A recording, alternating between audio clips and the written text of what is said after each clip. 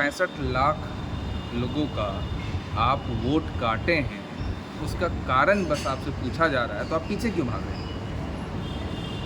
जिस वोटर से आप मात्र 6-8 महीना पहले आपकी सरकार बनी है केंद्र में, उस वोटर को आज आप इनवैलिड करार दे रहे हैं, उसका प्रूफ दिया जा रहा है। राहुल जी ने जिस तरीके से 5 प्रकार से बताया कि कैसे वोट बैंक की चोरी हो रही है, एक मतलब छोटे छोटे मतलब फ़ोटोज़ लगा करके, जिसमें फ़ोटो का पहचान भी नहीं हो रहा है कि कौन चल रहा है।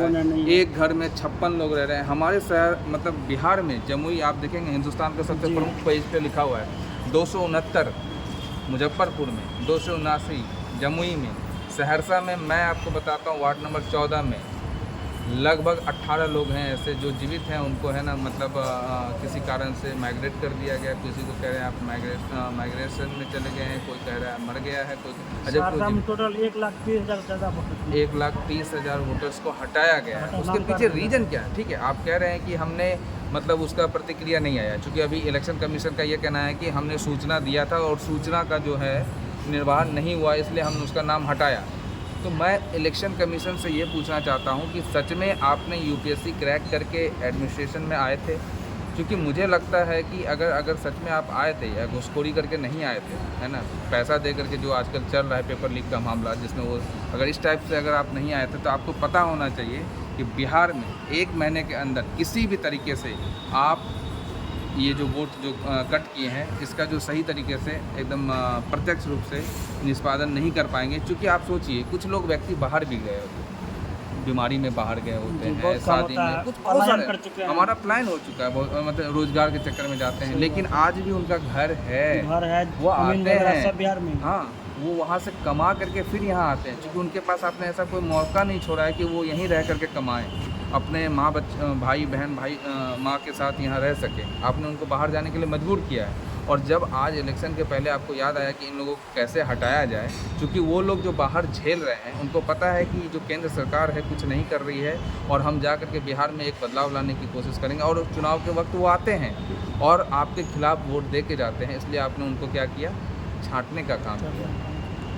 और ये डर एक और भी है, मैं आपको बता दूं कि जब इलेक्शन होने वाला है, वो सबसे बड़ा ऐसा समय है, त्यौहार का समय है। उस टाइम सारे लोग है ना, आपके बिहार के जितने स्टूडेंट्स हों, जो वर्कर्स हैं, वो सारे लोग बिहार में होते हैं। तो वो क्या करेंगे, वोट करेंगे, और वोट किधर करेंगे? उनको पता है कि नीतीश कुमार, मोदी सरकार किसी भी तरीके का उनको लाभान्वित नहीं की हैं, वो फेक हैं, हर जगह झूठ कहती हैं, इसके वजह से वो उसके खिलाफ वोट करेंगे, इसलिए उनको क्या किया, छांट दिया। अच्छा, आप सहरसा विधानसभा भावी प्रत्याशी है, तो सहरसा विधानसभा जो जनता मालिक, उनसे क्या कुछ अपील कीजिए, क्या संदेश देना चाहिए?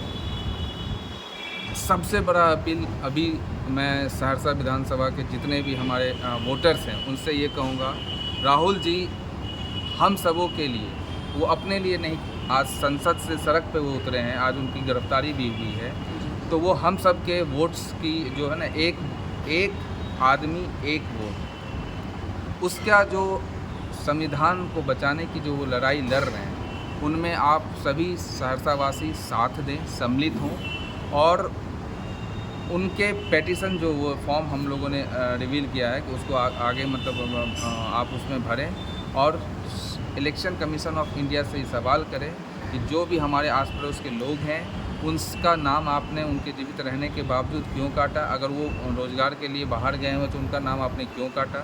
या आप सोचिए कि किसी भी एरिया से आपको बिहार आने में नहीं तो टिकट की प्राप्ति 2 महीने पहले आप टिकट कटाते हैं तो भी नहीं हो पाता, फुली टिकट। और ऐसे सिचुएशन में आप 1 महीना में कैसे डिसाइड करते हैं कि वो आ करके व्यक्ति अपने आप को प्रूफ करेगा?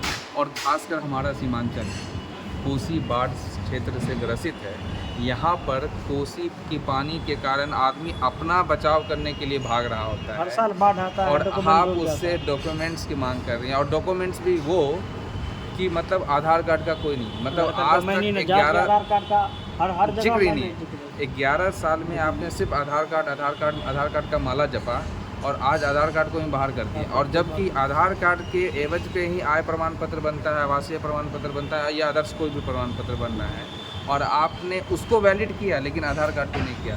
इसमें आपकी बहुत सारी कमियां सब जनता जानती है, इसलिए मैं आपको सहरसा वासी जो भी वोटर्स हैं उनसे बस अपील कर रहा हूँ कि राहुल जी के इस मुहिम में आप प्लीज़ अपने बचाव के लिए, अपने साथ, अपने आस पड़ोस के बचाव के लिए, अपने संविधान के, अपने आरक्षण के, अपने हर मतलब मौलिक अधिकार के बचाव के लिए राहुल गांधी से जुड़ें।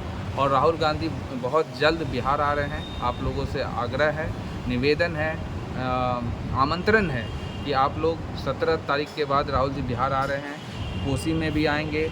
उसमें हम लोग आपको होर्डिंग के द्वारा, न्यूज़ के द्वारा, सारे न्यूज़ के द्वारा या जैसे भी होगा हम लोग आप तक बात पहुंचा देंगे। वो कब आएंगे, आप उनके साथ उनकी यात्रा में जुड़े, बस आप लोगों से यही अपील है। इसी तरह देखते रहिए जनता न्यूज बिहार। अगर आप भी खबर या विज्ञापन देना चाहते हैं तो संपर्क करें 7667883552। धन्यवाद।